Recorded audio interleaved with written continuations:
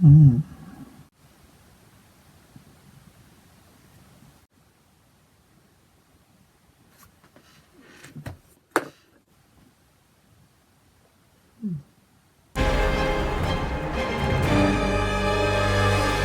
guys, Figfish here with a blast from the past. Now today we've got Zoodiac, although a bit of a revitalised version of Zoodiac. Zoodiac were a very powerful deck back in 2017 when they came out, and they basically destroyed everything in the meta.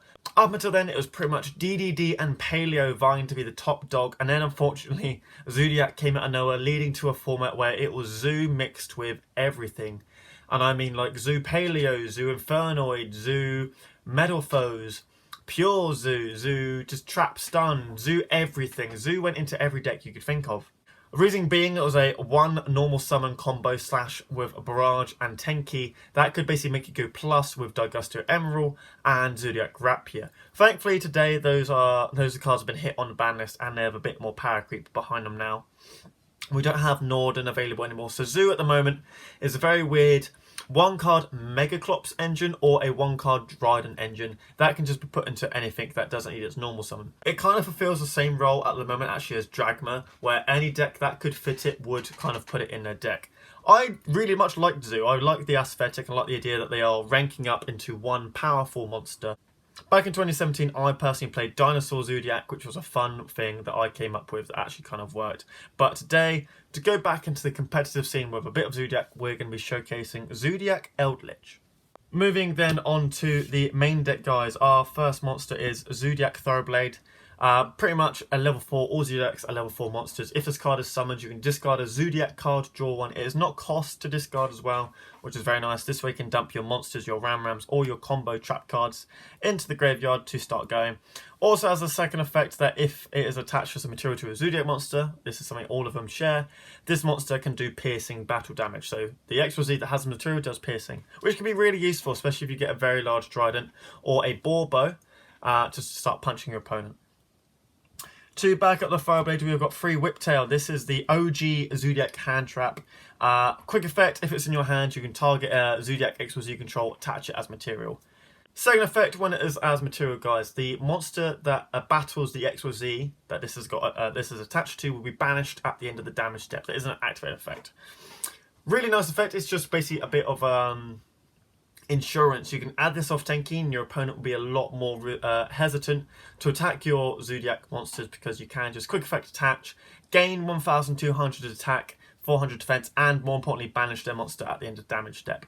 It's a very useful card. This can be done either from the hand or the field, so you can also do some battle phase shenanigans. Next, to support these guys, we've got our last three of Zoodiac monster, free Ram.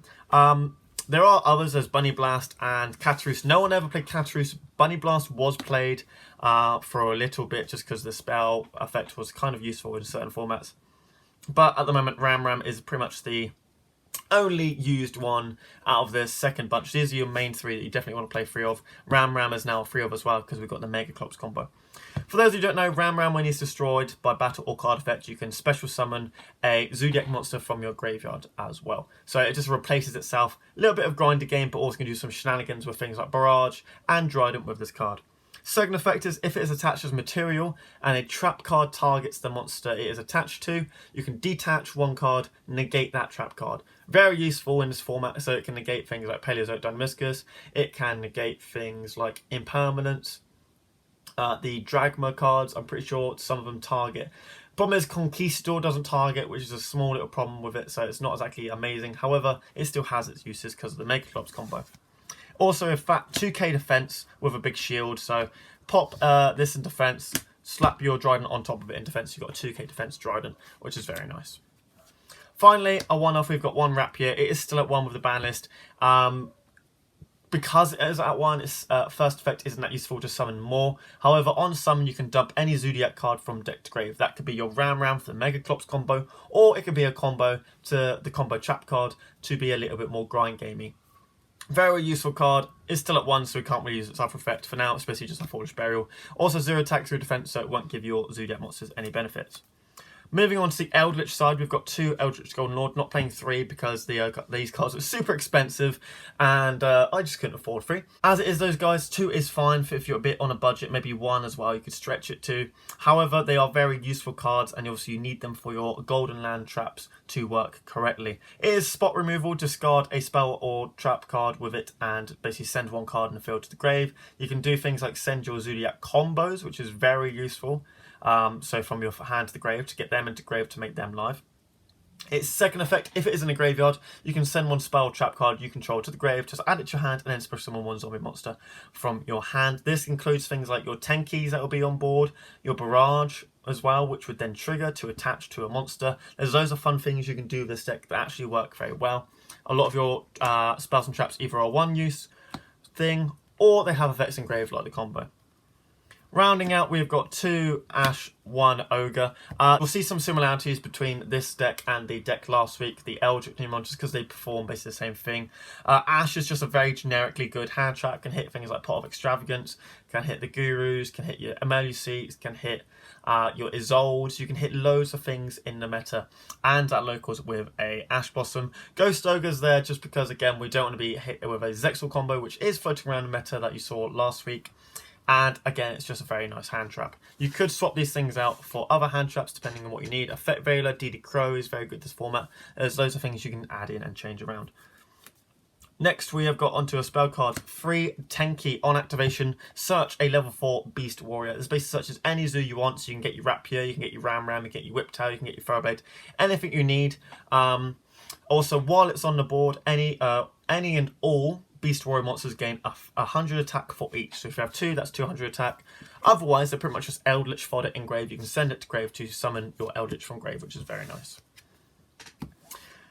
Zoodiac Barrage, unfortunately, is still at 1. Basically, pop 1 face-up card you control, special summon the Zoodiac monster from your deck. If this card on the field is destroyed by card effect, you can attach it to 1 of your Zoodiac monsters as XYZ material. I was wrong, sorry earlier guys, this does not work with the Eldritch monster. However, it can just attach to your monster if you pop it with something like Dryden, or if you Barrage pop itself, which is more likely what is going to happen. If this came back to 3, I'd love to play this deck even more. Unfortunately, it's still at 1. The fun thing you can do with this is you can pop a Cursed Eldland. So pay 800, feel great, search a Eldritch monster or a Golden Land trap card, very useful. Then you can go Zoodiac Barrage, pop your Eldland to then summon a monster, which will then trigger the Eldland effect as well in grave to send a Eldritch monster or Golden Land trap from your deck to the grave. All in all, really nice combo, really, really cool. Eldland, as we just discussed, is your searcher card or your Foolish Burial. Pay 8, feel great. Very reminiscent of Cleethorpes, guys, with pay 8, feel great. Finally, last spell cards, we were playing 1 Eldlixir. This is different to my post last week where we played 1 White Destiny. Today we're playing 1 Black Awakening. Just because we don't have the Zexal combo, we necessarily don't have that insurance that our opponent isn't going to OTK us in our first few turns. Because Zoodiac, as good as they used to be, today they aren't anything special. They kind of just put up, if at their best or worst, they put up 1 pop in the shape of Trident. They don't have the ability to just turbo out all these rank 4s with Norden and Instant Fusion and things like that. So we're just playing the 1 Black Awakening to summon out our Golden Lord, make sure our trap cards are live as we go through. Moving on to the trap cards, guys, we have got 2 Zoodiac combo. I love the art for this card. I love the art for Zoodiacs. They're very anime-esque, and that's something I quite like in my Yu-Gi-Ohs. I do like the gritty, dark stuff, but these guys have found their way into my heart over the years just because they look so funny. Zoodiac combo is very simple. On activation, target a Zoodiac XYZ monster you control. Attach a Zoodiac monster from your deck as material. Very simply, just basically panic button, attach a Whiptail from deck, attack a Thoroughblade from deck to get a 1600 attack boost, Ram to get the 2000 defense. Loads of funny things you can do this. Mainly you want your Whiptail. If it's in graveyard, the turn it's not sent to grave, banish it from grave. Target 5 Zoodiac monsters in your graveyard, shuffle them into the deck or extra deck and draw 2 cards. So one card. So it's kind of like an upstart goblin and it gives you your grind game. Really useful because you can discard them with, like we said, the Eldlich, get them in grave, and then later on in the next turn, either player's turn, you can banish it to start recycling your resources and get an extra card. Moving on then to the Eldritch trap cards, we have got 3 Scarlet Sanguine, pretty simple ratio. 3 Conquistador and then 3 Hakero. This is the standard ratio that everyone will be playing if they're playing an Eldlich engine. Scarlet Sanguine gives you access to your Eldlich Lord. Conquistador, when is an Eldlich Lord face up, Golden Lord, he pops a card and summons himself. Hakero's DD Croak banishes a card from your opponent's grave and summons himself. Really simple cards. These are also level 5 when they're summoned as monsters, which means you can go into rank 5s. Conquistador is more defensive, Hakero is more offensive with their attack boosts. They also have the second effect when in the end phase of turn they didn't use their effects, you can banish them from your end phase to set an Elixir or Golden Land trap from your deck, spell or trap. The Elixirs get the Golden Lands get the Elixirs. That includes the White Destiny and the Black Awakening Elixir spell cards as well. In this deck, we are just playing the 1 Golden Land because it is searchable with the Elixirs. You could play Solemn Judgment, like I said, over the top if you're playing a more pure build. And then finally, 3 Infinite Impermanents. Again, this is a staple that will go in any deck. Next thing, guys, we are going to have a look at the extra deck. Zoodiac does take up quite a lot of your extra deck just because it is a extra deck heavy deck. We're not playing Pot of Extravagance as you saw, just because we cannot afford to banish our important pieces like our Trident. We're not playing Pot of Desires because we cannot afford to banish the Golden Lord himself. Pot of Duality doesn't work as well because we are playing a Zoodiac engine and we need to be able to special summon. I'm not playing any draw power as you saw in the main deck. However, if you have Magician's Souls, which I do not, they would be perfect for this deck because you can send the combos, you can send the 10 keys, you can send the Elixir trap cards, you can send a bunch of things. Please play Magician's Souls if you've got that. Replace maybe a few of the hand traps or a few of the other trap cards that aren't necessarily that important, like 1 combo. Extra deck, however, we're playing 1 Trident. She just come back to 1 this year, which is very nice. I'd like to see this card come back to 2 or 3. It is not as powerful as it once was. Once per turn, you can detach 1 card, pop 1 face-up card on the board targeting. Really, really nice. It gains the attack per every Zoodiac monster as well as a material. That is something they all do. So if you have 2 Fire Blades attached, it will be 3200 attack, 3200. Very, very nice card. To go along with our Zoodiac Trident, we are playing 3 Chakanine. This is now really useful for the Megaclops combo. Basically, it's revival. You detach 1, target a Zoodiac in your graveyard, special summon it.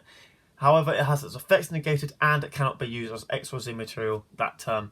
So the key things you do with this is you basically summon back a Ram, pop the Ram with either a Trident or a Barrage. Ram will then trigger it in graveyard because this only negates the effects while on board. To summon back another monster, you can summon back an XYZ and then you have 3 XYZs to go into the Megaclops, which can then revive your Trident, and you've lost basically nothing. Another cool thing you can do with this is you can summon back a Whiptail. It negates the effects for the end of the turn, so in the next turn Whiptail will then be live, which means you can quick effect attach it to a monster.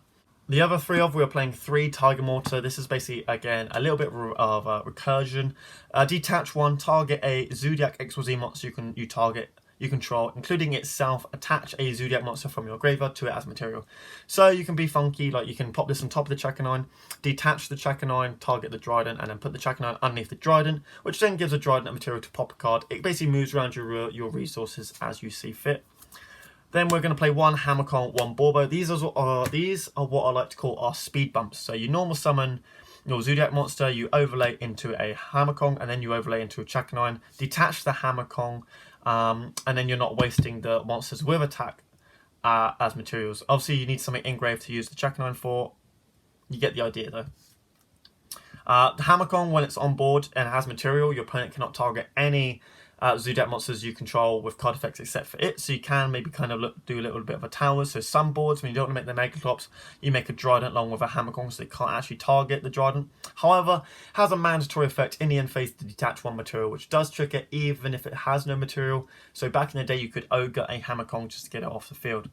Borbo, finally, Borbo has a very, very, very funky effect where if it has 12 materials, you automatically win the game. Never going to happen, so don't even bother. The other main effect is though it can attack directly. That's not an activated effect. Kind of like Hayate.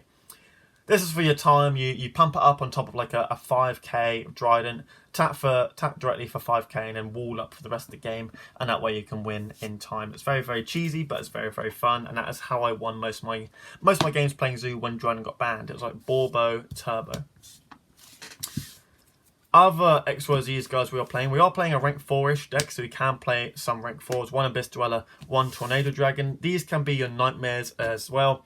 So you can play things like Nightmare Cerberus or Nightmare Phoenix instead of the Tornado. I like the Tornado because it has 2 uses rather than 1. So in a grinder game, you can just start popping back row. Abyss Dweller is really good against things like Eldlich and the Jet Synchron combo, which is still a thing, the Hulk combo.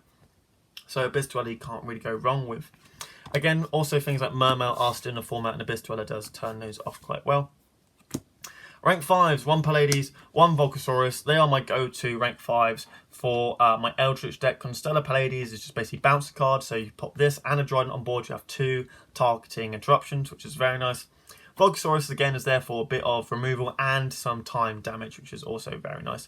Funny thing is, you can go Volcasaurus, pop a card, and then make that into the Megaclops, which is the next thing we are making. Megaclops is a Link 3, needs 3 X or Z monsters. That includes any Zoodiac, any rank 5 as well, which is very nice.